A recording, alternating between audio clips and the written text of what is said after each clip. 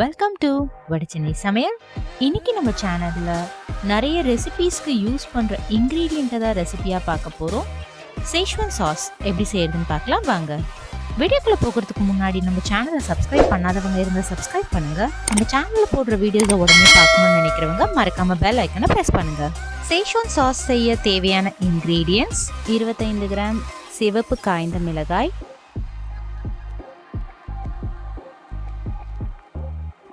1 teaspoon soya sauce,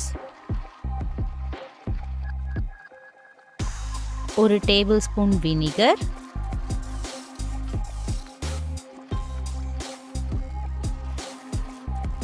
3 table spoon சமையல் எண்ணெய், 1 teaspoon tomato sauce, 1.5 inch அளவுக்கு இஞ்சி பொடியாய் நறுக்கியது, 10 பல்லு பூண்டு பொடியாய் நறுக்கியது, உப்பு தேவைக்கேற்ப. சேஷ்வான் சாஸ்க்கு ஃபர்ஸ்ட் சில்லி பேஸ்ட் ரெடி பண்ணிக்கலாம். அதுக்கு நம்ம எடுத்து வச்சிருக்க மிளகாயில் 1.5 கிளாஸ் அளவுக்கு நான் சுடு தண்ணி ஆட் பண்ணிக்கிறேன். ஆட் பண்ணிவிட்டு மிளகாயெல்லாம் டிப் ஆகிற அளவுக்கு நான் நல்லா ஸ்பூன் வச்சு ப்ரெஸ் பண்ணி விடுறேன்.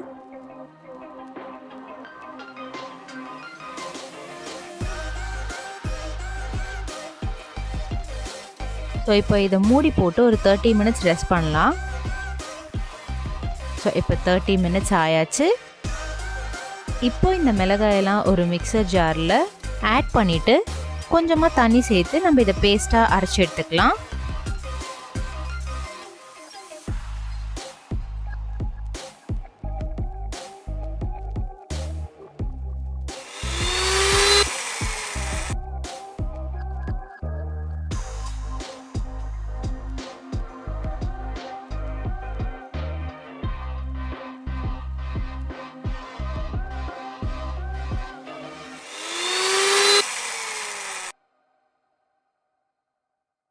ஸோ இந்த அளவுக்கு பேஸ்ட்டாக எடுக்கணும் பாருங்கள்.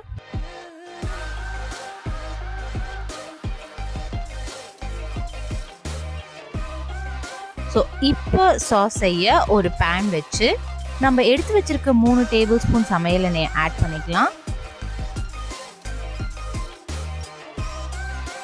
ஸோ எண்ணெய் சூடானதுக்கு அப்புறமா நம்ம கட் பண்ணி வச்சிருக்க பூண்டு அப்புறமா கூடவே இஞ்சி சேர்த்து நல்லா கோல்டன் ப்ரௌன் ஆகிற வரைக்கும் நம்ம இதை ஃப்ரை பண்ணலாம்.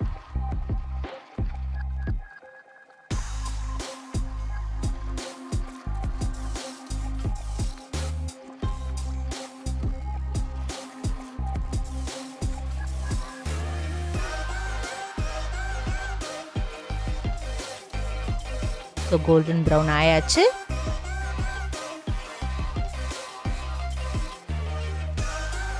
ஸோ இப்போ நம்ம அரைச்சி வச்சிருக்க சில்லி பேஸ்ட்டை இதில் சேர்த்துக்கலாம்.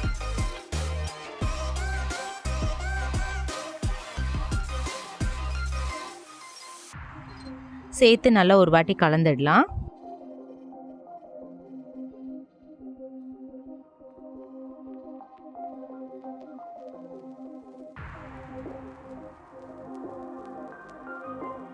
கலந்து விட்டதுக்கு அப்புறமா நம்ம எடுத்து வச்சிருக்க 1 டீஸ்பூன் சோயா சாஸை ஆட் பண்ணிக்கலாம்.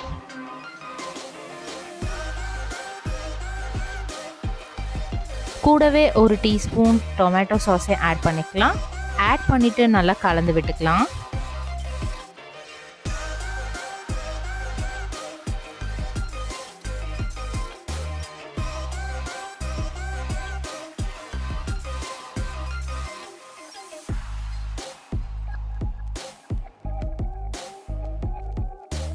ஸோ மிக்ஸ் ஆனதுக்கப்புறமா இப்போ நம்ம எடுத்து வச்சிருக்க 1 டேபிள் ஸ்பூன் வினிகரை இதில் நம்ம சேர்த்துக்கலாம்.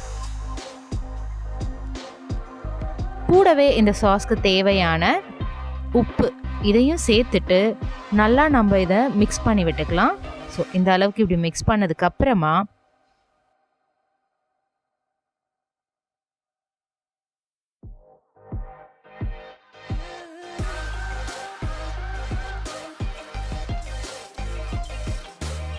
நம்ம இதில் கொஞ்சம் தண்ணியை ஆட் பண்ணிக்கலாம். ஸோ அதுக்கு அந்த ஜாரில் கொஞ்சம் நான் தண்ணியை சேர்த்து நல்லா மிக்ஸ் பண்ணி இதில் நான் சேர்த்துக்கிறேன்.